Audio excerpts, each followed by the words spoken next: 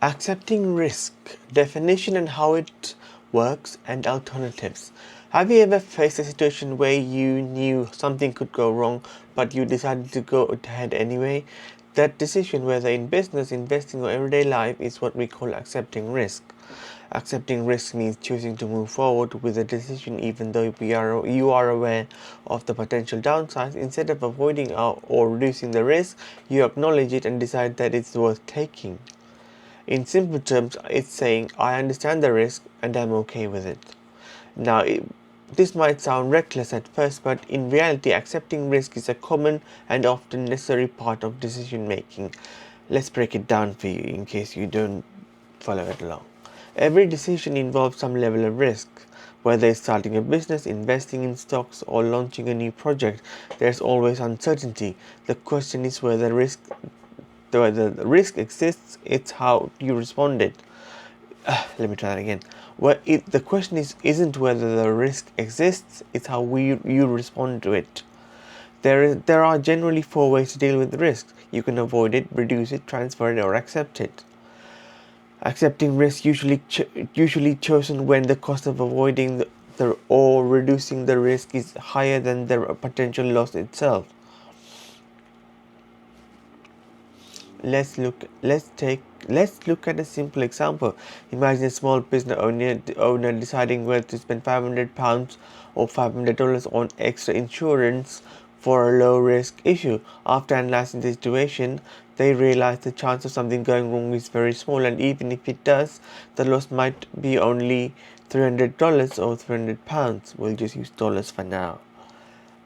In this case, they might decide to accept the risk instead of paying more to prevent it. Another example could be investing. When you invest in the stock market, you accept the risk that prices may go up or down. You could try to reduce the risk through diversification, but you can never eliminate it completely. So, would someone choose to accept risk? No. So why would someone choose to accept risk? Because not all risks are worth eliminating. Sometimes potential rewards outweigh the possible downsides. Other times the risk is so small that it's simply more efficient to accept it rather than spend time and money trying to control it. Now let's briefly look at the alternatives. Avoiding risk means staying away from the activity entirely. For example, not investing at all to avoid losing money. Reducing reducing risk means to steps to minimize the chance for or impact, like installing safety systems or diversifying investments. Transferring risk means shifting to someone else, usually through insurance or contracts. Accepting risk, on the other hand, means you keep the risk and deal with the consequences if they happen. Common misunderstanding is the thinking that accepting risk means ignoring it. It's not true at all.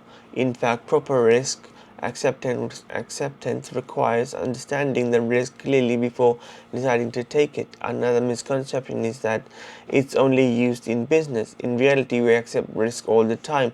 Crossing the road, driving a car, or even starting a new job involves some level of risk acceptance. So, what's the key takeaway? I'm reading from a script, so please bear with me. If you don't like it, you can scroll away. Accepting risk is a conscious decision to move forward despite potential downsides, usually because the cost of avoiding or reducing the risk isn't worth it. It's about being careless. It's not about being careless, sorry, excuse me. It's not about being careless, it's about being strategic. And once you understand this, you'll start to see that success isn't always about risk avoiding completely. It's about knowing which risks are worth taking. Thank you for watching. Please hit the like if you liked it, or give me some feedback actually. That would be grateful. Thank you.